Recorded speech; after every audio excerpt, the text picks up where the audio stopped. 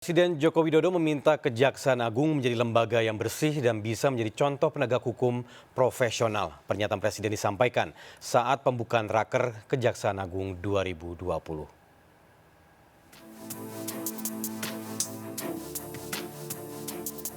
Selama tahun 2020, 146 buronan tindak pidana diringkus Kejaksaan Agung. Selain itu, Kejaksaan Agung dan Kejaksaan Negeri di seluruh daerah telah menyelamatkan 19,2 triliun rupiah keuangan negara.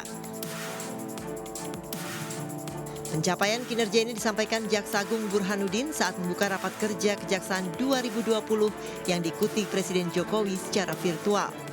Kejaksaan Agung dan Kejaksaan seluruh Indonesia berhasil menyelamatkan keuangan negara sebanyak 19,2 triliun dan telah berkontribusi untuk penerimaan negara bukan pajak atau PNBP sebesar 346,1 miliar. Presiden Jokowi meminta Kejaksaan Agung menjadi lembaga yang bersih dan menjadi contoh penegak hukum yang profesional. Kiprah Kejaksaan Agung menurut Presiden Jokowi adalah wajah pemerintah.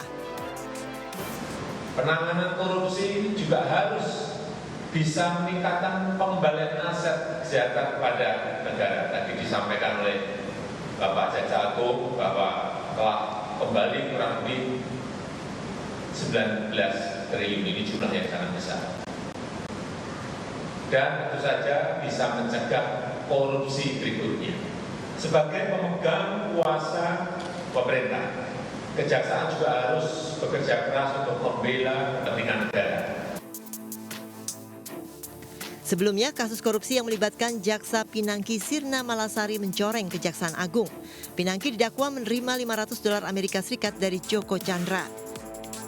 Pemberian tersebut untuk membantu pengurusan fatwa MA melalui Kejaksaan Agung agar pidana yang dijatuhkan ke Joko Chandra atas kasus korupsi hak tagih Sesi Bank Bali selama 2 tahun penjara tidak dapat dieksekusi.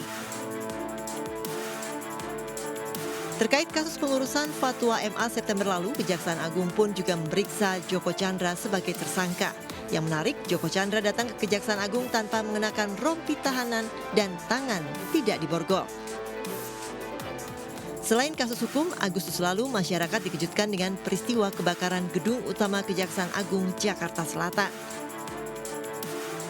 Berdasarkan hasil investigasi polisi, ada 5 pekerja yang merenovasi aula di lantai 6 gedung Kejaksaan Agung tempat titik api berasal. Mereka bekerja atas suruhan seorang staf Kejaksaan Agung. Kelima pekerja tersebut ditetapkan sebagai tersangka bersama seorang mandor dan 3 tersangka lainnya dari pihak swasta. Namun ketiga tersangka dari pihak swasta tidak ditahan karena memiliki surat penangguhan penahanan dan jaminan dari pihak terdekat mereka.